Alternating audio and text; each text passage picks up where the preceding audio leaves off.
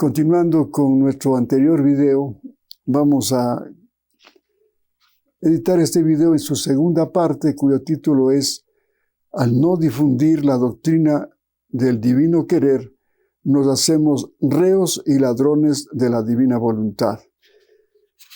Este escrito lo habíamos tomado del 19 de marzo de 1928 y consta en este volumen 24, El reino del fiat divino en medio de las criaturas, libro de cielo. Muy bien, vamos a proseguir con la lectura. Y continúa Jesús diciéndole a Luisa,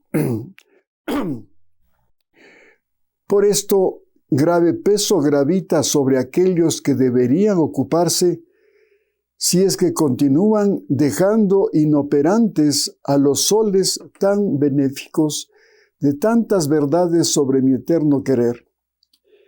Y si tú, como primera, te quisieras oponer a hacer conocer lo que respecta a mi voluntad, la primera ladrona de tantos soles y de tantos bienes que deben recibir las criaturas por medio de estos conocimientos serías tú. También esto vale para nosotros. Si no difundimos, si no hacemos esta labor de dar a conocer estos escritos, que es un tesoro que nos ha dejado Jesús para la humanidad. Entonces, no debemos, como dice Jesús a Luisa, oponernos a que esto se difunda, porque también puede haber el caso no solamente por una dejadez nuestra de que teniendo los escritos no lo hagamos conocer. A mí, por ejemplo, en este caso como editor, sería un crimen que no reedite estas obras que ya hemos editado por negligencia, qué sé yo. No, tenemos que estar pendientes de que cada vez que, por ejemplo, se agota un volumen de estos escritos, estamos pendientes antes de que suceda esta cerrazón de no hacer conocer los escritos. Digo, estamos pendientes para reeditarlos lo más pronto posible. Y en otros casos podría ser que nos opongamos, Dios no quiera que nos opongamos a que esto se dé a conocer. Lamentablemente ha habido personas, incluso sacerdotes, que se han opuesto a estos escritos. Han dicho que no, que esto no es... como un sacerdote aquí de Quito decía, no, eso de Luisa Picarreta no es verdad y no deben leer esos escritos. Y eso es una oposición que le causa mucho dolor al Señor. Sí, por los bienes que encierra estos escritos y que nosotros mismos hemos constatado el bien que produce a las almas que hemos comunicado estas verdades, su conversión, su crecimiento espiritual, su crecimiento en los conocimientos de las verdades de Dios.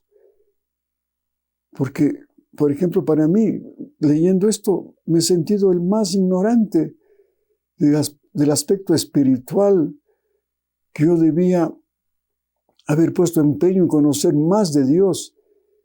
Y bueno, ha sido un proceso en mi crecimiento espiritual esto, pero ahora que ya hemos editado, hemos divulgado estos escritos y también hemos formado un grupo de lectura aquí en Quito con un grupo de señoras y señores, y también personalmente me he dedicado a leer esto y les digo que oponerme a esto sería, repito, un crimen, una afrenta al Señor, sabiendo las verdades que encierran y ocultarlas.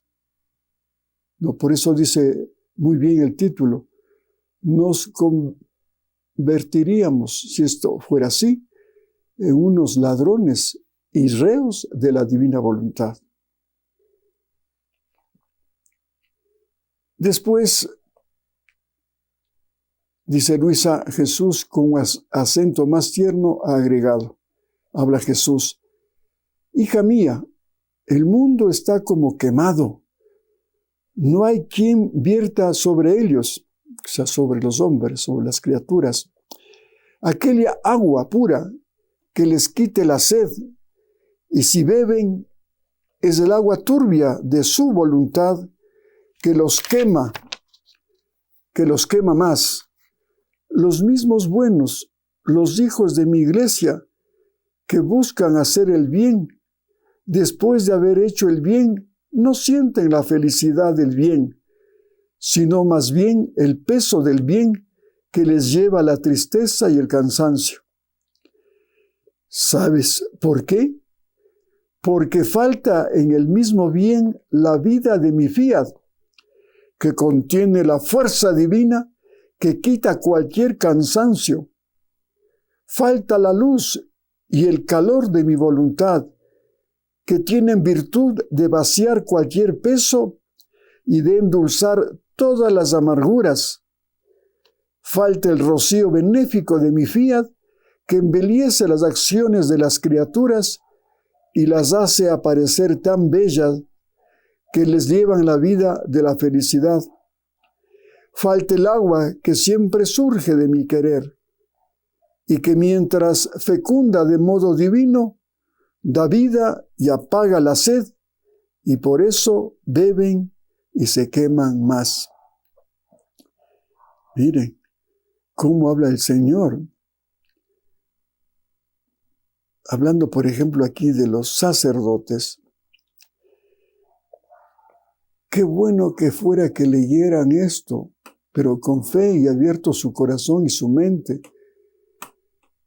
para que una vez que mediten estas verdades y encuentren que en estas verdades hay un tesoro,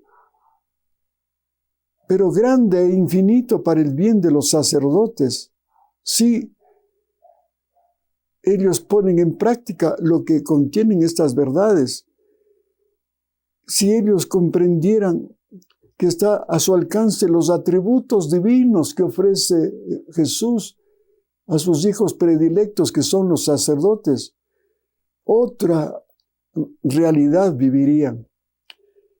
Como dice aquí al comienzo, dice, hija mía, el mundo está como quemado, no hay quien vierta sobre ellos aquella agua pura que les quite la sed, y si beben es el agua turbia de su voluntad. Claro, esa agua turbia de nuestra voluntad no nos sacia. Tomamos, nos calma algo de la sed y después sentimos más sed y más cansancio. Pero como digo, si es que los sacerdotes se acercaran a beber esta agua divina de los manantiales que sale de su corazón, ya ese sacerdote sería otro, porque el sacerdote es un ser privilegiado, por eso los llaman las apariciones de Jesús y de María. Son mis hijos predilectos, porque son instrumentos para llevar la palabra de Dios a muchas almas. Y por eso mismo el demonio, cómo les tienta para que no lleven a cabo este plan, esta misión que Dios les ha encomendado. Entonces aquí, repito, si es que el sacerdote, si está cansado, abatido, tome el atributo de la potencia y de la fuerza divina para que se restablezca su ánimo y siga siendo ese sacerdote con esa fuerza inagotable para su ministerio. Si le falta sabiduría para sus prédicas y para el mismo conocimiento que le va a edificar y hacer de él un sacerdote con un crecimiento espiritual que ni en las facultades de teología ha adquirido, esas prédicas serían de una sabiduría y que a muchas almas los va a convertir. Entonces su ministerio sacerdotal va a ser más fructífero. Si en su parroquia el sacerdote no tiene los recursos necesarios para mantener esta obra de su parroquia, pues tome los atributos de la divina providencia,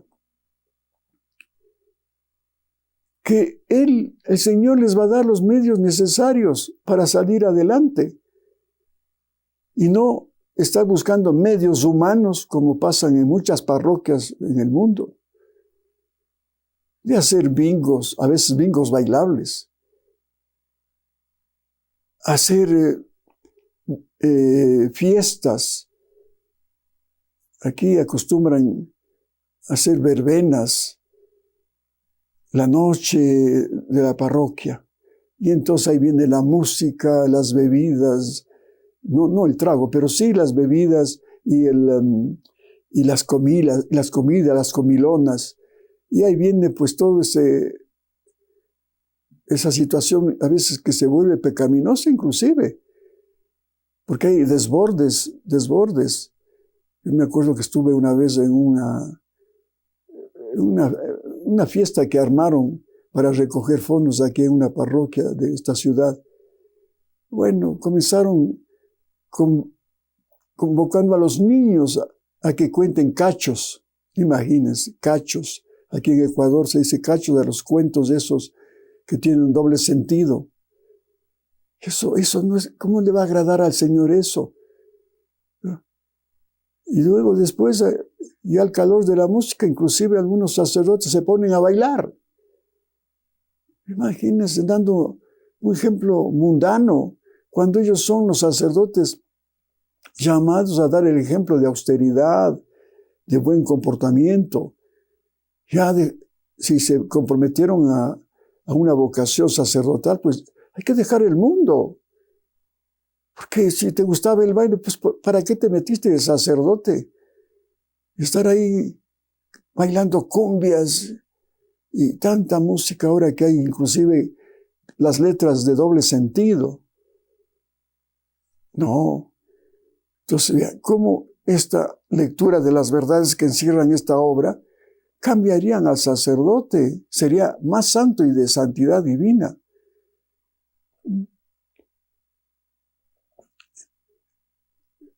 Tu celebración eucarística sería otra cosa. Ya no lo harías humanamente. No, ya tendrías conciencia de hacerlo, esa Eucaristía en divina voluntad. Entonces vendrías a ser otro Cristo, por gracia desde luego, que está consagrando ese pan y ese vino para hacerle descender a Jesús con su cuerpo, sangre, alma y divinidad. Y ahí vas a comprender con estas verdades que aquí encierran este tesoro, que no solamente baja Jesús a esa Eucaristía, a esa hostia, baja el Padre, el Espíritu Santo, Jesús mismo y su madre, la Virgen María. Porque ¿quién puede dar más crédito cuando él dice, el sacerdote dice en la consagración del vino, tomad y bebed, este es el cáliz de mi sangre? Con propiedad puede decir la Virgen María también, tomen y beban, esta es mi sangre, porque yo le di esa sangre a mi Hijo para su humanidad. Entonces sería otra cosa. Y cuando vayas a dar ya la Eucaristía a tus fieles, a tus feligreses, ya no te vas a quedar sentadote ahí esperando que una ministra venga a repartir la Eucaristía. No, tú mismo, si tomas conciencia de que eres otro Jesús que ha celebrado esa consagración, tú mismo tienes que dar el pan que da vida, como lo hizo Jesús en la última cena. Él personalmente les dio el pan de vida. Entonces tú también dales directamente y vas a exigir respeto a tus feligreses, no permitiendo profanaciones, abusos en la Eucaristía, cuando, por ejemplo, reciben en la mano, tú no vas a ser capaz de darles en la mano a tus fieles, porque serías cómplice de un sacrilegio, porque el fiel, el feligrés, no tiene las manos consagradas que tú tienes, sacerdote. Entonces, ¿qué exigirías? Respeto. Y si es posible, aconsejarías que lo reciban de rodillas, porque están recibiendo a todo un Dios, y no darles en la mano. Entonces, repito, serías un sacerdote de una santidad divina. Inclusive, y hablando, por ejemplo, de las tentaciones, ¿cuántas veces el sacerdote está expuesto a estar en este mundo en medio de las tentaciones que el mismo diablo le provoca, sobre todo con las mujeres? Las mujeres a veces se vuelven instrumentos de Satanás cuando son tentadas a que provoquen al sacerdote con una coquetería, con un abuso de confianza. Pero entonces ahí tiene que hacerse respetar el sacerdote, sobre todo los ministerios de la confesión, donde hay esa intimidad con el alma. ¿Cuántos casos he oído de la boca de los mismos sacerdotes? Me acuerdo de un sacerdote colombiano, estuvo aquí un tiempo en Quito, y se hizo amigo mío, porque iba a publicar un libro de él, sobre la confesión precisamente. Él me contaba, en Medellín me parece, que una fulana se acercó con minifalda al confesionario, y ahí de entrada ya se sentó y comenzó a acariciarle las rodillas, dizque para ganar confianza y confesar sus pecados. Pero este sacerdote lo puso, es su puesto. Lo dijo: no, señorita, aquí estamos ante este sacramento que es sagrado. Le exijo compostura, y si no, se va afuera.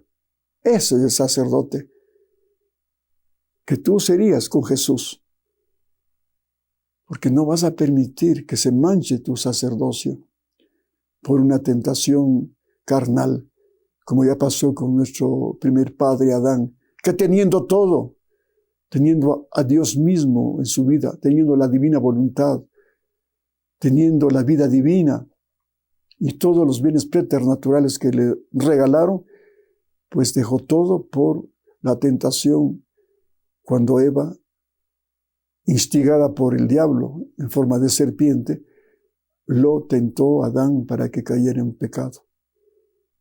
Entonces vas a adquirir esa fuerza para no caer en la tentación, y vas también a tomar la pureza de un Jesús puro,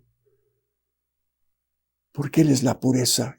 Entonces tú tienes que tomar ese atributo de la pureza de Dios para que tú seas un sacerdote puro en tu ministerio sacerdotal. Lo mismo, ¿cuántas veces se oye, ¿no?, amigos sacerdotes, que eso de la rutina de estar, por ejemplo, celebrando la misa diaria, confesando, y tantos problemas que los pobres también tienen, ¿no? Y a veces también la soledad que viven, los que se han alejado, lógicamente, de la familia, porque hay otros sacerdotes pues, que todavía están en las faldas de la mamá. No se puede. El Señor es muy, muy exigente. Por eso, inclusive, Jesús le dijo a Luisa que le gustaría que haya casas sacerdotales, para que ahí se reúnan los sacerdotes y tengan una vida comunitaria.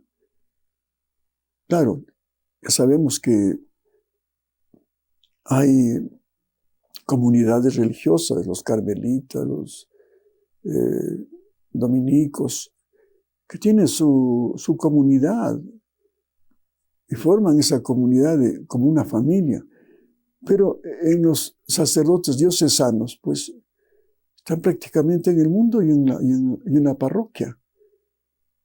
Entonces, A eso iba dirigido Jesús, que hagan sus casas sacerdotales para evitar esa vida todavía pegada a la familia. Entonces digo que a veces hay esa asedia que llaman en los sacerdotes, ese cansancio espiritual por la rutina, por otros factores más. Son humanos. Pero aquí, como dice, si conocieras estas verdades, tomarías esos atributos divinos para todas tus necesidades materiales, espirituales, y sobre todo para que tengas un crecimiento espiritual y llegues a la santidad divina, querido sacerdote. Y continúa Jesús, mira entonces cómo es necesario que sus conocimientos sean conocidos y se abran camino en medio de las criaturas para llevar a cada una la vida de mi voluntad con la fuente de los bienes que ella contiene. Todos sienten, aun aquellos que se dicen los más buenos, que les falta una cosa necesaria. Sienten sus obras incompletas y todos suspiran otro bien, pero ellos mismos no saben qué cosa sea.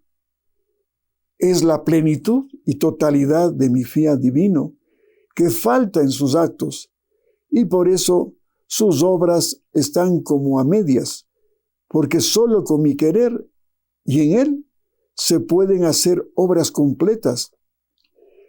Por eso él suspira ser conocido para llevar su vida y el cumplimiento a las obras de sus criaturas. Lo que estamos hablando. A este sacerdote, por más buen sacerdote que sea, pero siempre le va a faltar algo. Siempre le va a faltar algo. Y es esto, el fiat divino. El querer divino en plenitud en su vida para que él ahora sí tenga la realización completa de su sacerdocio. Y ahora sí va a comprender también de que ese sacerdocio que había escogido y que ahora tiene la oportunidad de divinizarlo, eso le va a llevar a la plenitud y se va a sentir completo y decir, ahora sí, mi sacerdocio está pleno, porque estoy lleno de Dios. En cada acto estoy con Él. Cuando oro, aunque estés solo, pero estás con Jesús. Cuando estás en el confesionario, pues estás con Jesús, acogiendo con misericordia a esa alma penitente, y te va a dar la sabiduría para aconsejar, para que no vuelvan a ofenderle a ese Jesús. Repito, cuando estás en el ambón predicando, ya es otro Jesús que va a predicar. Ya no va a ser esas prédicas muy humanas. Y a veces con aspiraciones humanas para que te digan qué bueno es ese sacerdote, qué lindo que habla. No, ya va a tener otra connotación, porque ahora ya no buscas el aplauso humano ni la admiración humana, porque ya vives otra realidad, porque ¿quién te ha llenado a plenitud tu alma, tu corazón, tu vida, tu palabra? Es Jesús. Y con esto tienes todo. Ya los modos humanos se van terminando para que solamente los modos divinos sean plenos en tu vida. Y continúa. Tanto más que grandes acontecimientos estoy preparando, dolorosos y prósperos, castigos y gracias, guerras imprevistas e inesperadas, todo para disponer a recibir el bien de los conocimientos de mi fiat. Qué hermoso esto. Sí, porque como estamos y comentamos en la primera parte en este tiempo de confusión, que todo el mundo está sin saber qué hacer. Ayer me llamó un profesor de la universidad de aquí de Quito, a la Universidad de San Francisco. Y me decía, Fausto, no sé qué hacer con todo lo que se oye, que estamos ya en los tiempos finales, donde reina ya la confusión.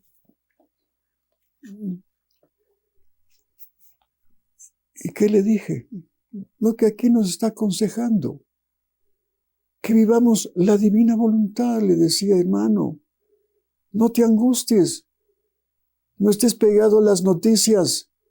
Ahora mismo, como decía en la parte primera de este video, con lo que se ha expresado el Papa Francisco, hay un desbande de gente, sectas que ahora nos atacan y nos invitan a que seamos ahora los sectarios también. No, las puertas del infierno no prevalecerán, le dije a este profesional. No van a prevalecer, por más que el demonio quiera destruirla y sus secuaces, no va a poder. Por eso dice, estoy preparando grandes acontecimientos, dolorosos y prósperos, castigos y gracias. Entonces, para todo esto, Él va a estar, si tú le invitas a estar contigo. Si te manda una gracia, pues qué lindo, como esta gracia de conocer los escritos, o la gracia de poder hacer un apostolado de la divina voluntad, va a ser una gracia, aprovéchalo. Aunque no seas un líder, sino simplemente un ciudadano común, un católico común. Ya tu catolicidad mediocre va a cambiar, porque ya ahora vas a ser realmente un católico de veras, pero viviendo el divino querer. Si vienen hechos dolorosos, como por ejemplo esta pandemia anunciada por Jesús ya, que lo hemos comentado en otro video. Él lo anunció que esta pandemia iba a llegar a la mayoría de los países del mundo. Pero ahí mismo nos da la receta de que si vivimos la voluntad divina, que no nos preocupemos porque la Virgen María nos irá sellando con la cruz de su Hijo y nos protegerá de toda esta pandemia. Y es así, hermanos, es así, hay que creerlo. Continúa Jesús.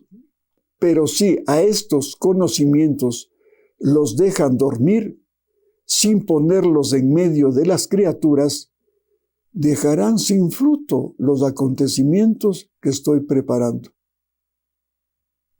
Claro, sí, ¿cómo puedo yo enriquecerme espiritualmente si tengo esta obra que me va a dar la felicidad plena, la sabiduría plena, que me va a alejar del temor, de la angustia, del odio, del resentimiento? Lo tengo, pues, sin abrir estos libros, sin meditar, sin ponerlos en práctica. Pues, inútil. Todo lo que ha preparado el Señor para tu bien, lo has cerrado las puertas de tu corazón y de tu entendimiento y no haces su voluntad. Es una vida de perro, perdón que diga así, de animal. Porque el animal, pues, no se acerca a Dios, no conoce de Dios nada, porque esa es la condición del animal. Solamente le lleva al instinto de satisfacer sus instintos. Y a veces en eso nos hemos convertido. Comer bien, pasarse bien, solo pendiente de las cosas materiales. Y Dios, pues, lejano, no me interesa.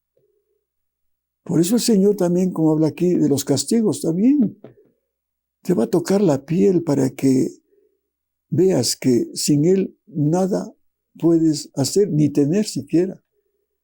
Sí, la comida que comes, la ropa que tienes, todo eso se le debió a Jesús, en su divina providencia y a su gran sacrificio que significó su plan de redención, porque con su salvación y redención nos permitió tener acceso a todos los bienes, si no, ¿dónde estaríamos?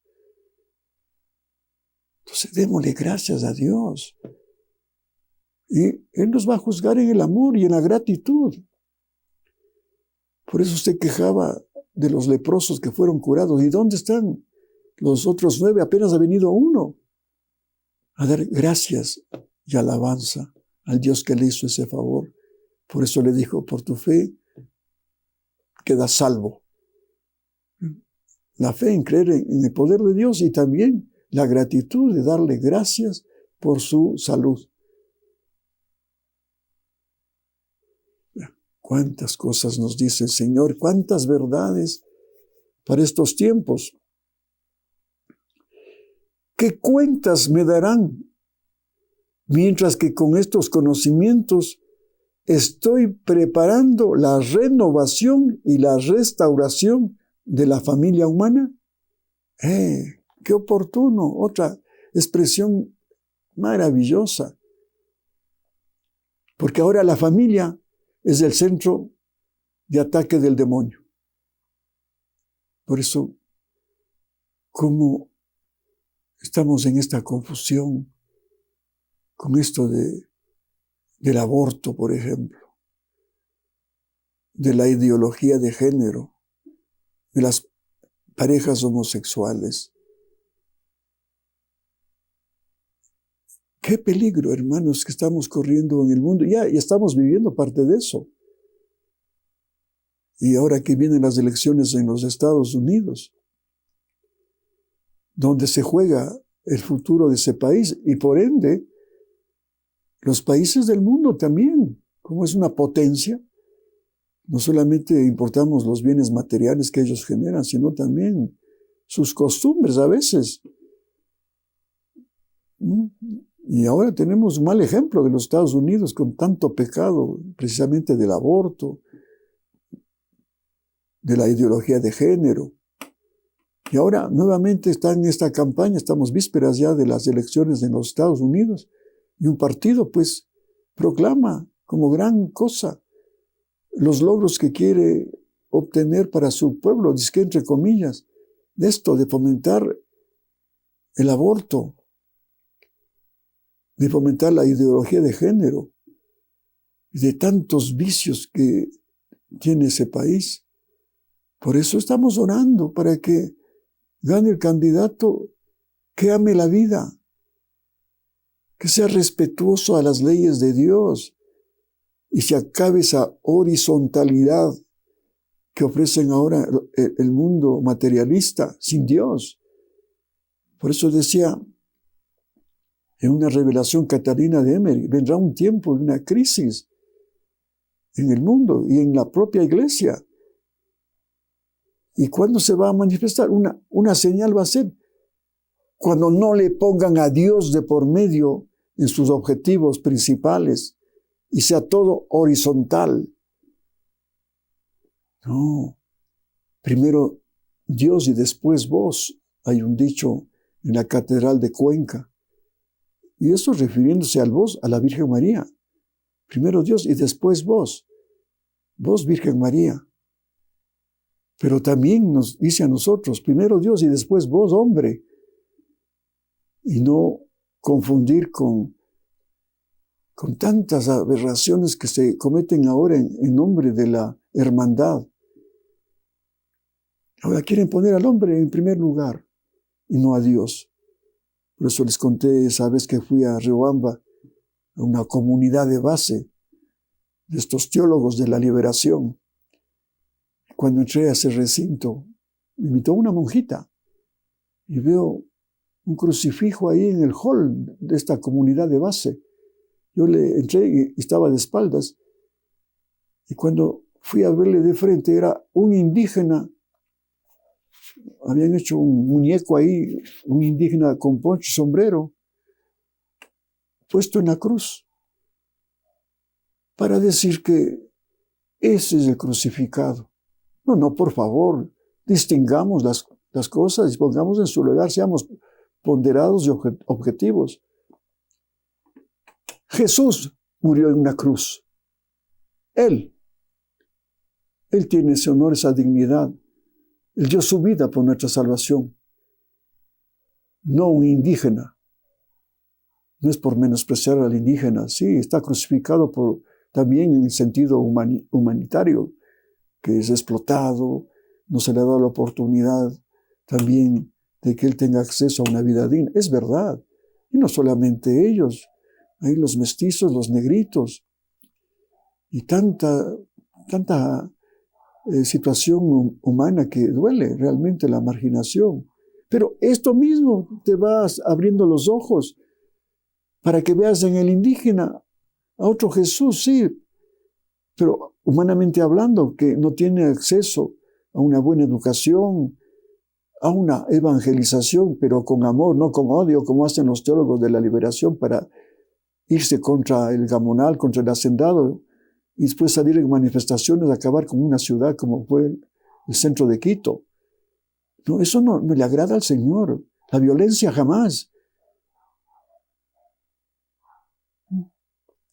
No, seamos, os repito, objetivos, pongámosle a Dios en su lugar. Primero Dios y después vos. Entonces, con la divina voluntad, eso primero. Primero Dios. Y con Jesús se hace todo. Por eso el mismo Jesús dice, sin mí nada podéis hacer. Claro, somos pobrecitos. Somos pobrecitos. Y hacemos barbaridades sin Él. Como esto que estoy comentando. Que tenemos que orar para un cambio de vida, no solamente personal, sino familiar, social y de país. Pues hablaba de los Estados Unidos, donde triunfe esos logros horizontales en nombre de la confraternidad, de la justicia social, pero en el trasfondo hay un odio para el que tiene, una lucha de clases que quieren implantar. No. Por eso Jesús decía, toda revolución es satánica. Clarito nos dice, toda revolución. Ahí está la Revolución Francesa. Y todas las revoluciones que han querido armar, inclusive los teólogos de la liberación. Como ya les conté, en Nicaragua, un sacerdote celebrando misa con un fusil al lado del copón y el cáliz. ¡Qué vergüenza! O esos curas argentinos que un tiempo se dedicaron a la lucha de clases, a la reivindicación del pobre con la lucha armada. No, eso no es de Dios, hermanos. No, repito, Catalina de Emmerich dice que habrá una crisis en la iglesia cuando todo sea horizontal. No, primero Dios. Y entonces la cosa cambia, inclusive al prójimo, si le ves a un Cristo que está ahí también, porque somos de procedencia divina en la generación del Verbo, siendo Jesús la cabeza, nosotros sus miembros. Ahí estábamos siendo creados divinamente. Por eso nosotros debemos quitarnos ese velo y ver en los demás también a ese Jesús que está ahí, pero que tiene ese velo. Uno, porque no le vemos, y otro, el mismo que no se ve. Entonces tenemos que quitar ese velo a Él y a nosotros mismos, para que conociendo estas verdades que nos da estos libros, cambiemos de actitud para los demás, comenzando por la familia, ver a la esposa como a la Virgen María, la esposa que ve a su marido como un Jesús.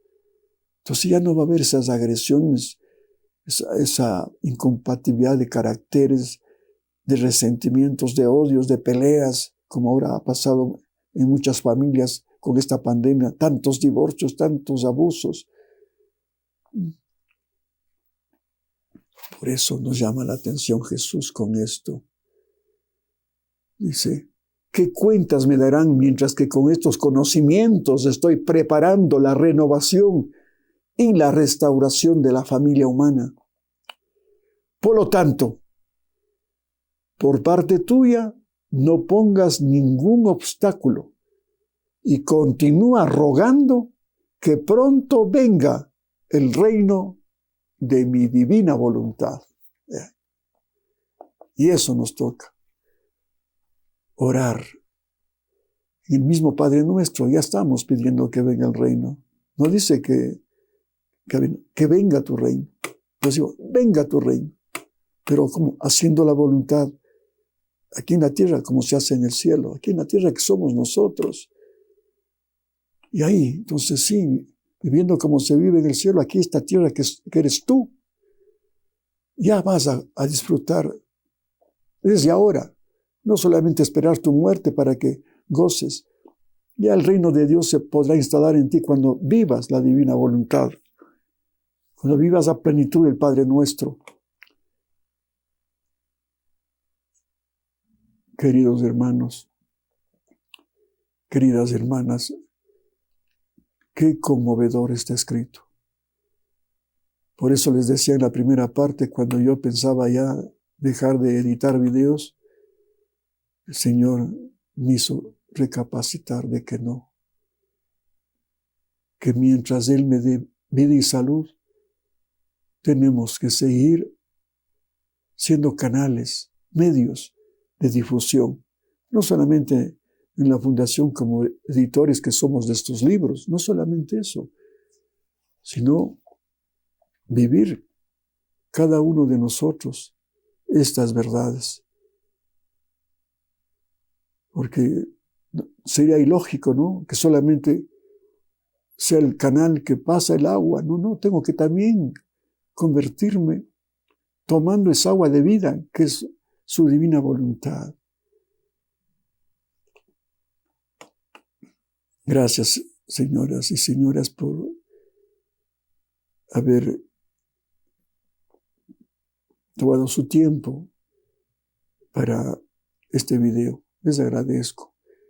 Y si algo les ha servido, bendito y alabado sea mi Señor. Que Dios les bendiga y hasta pronto, si Dios quiere.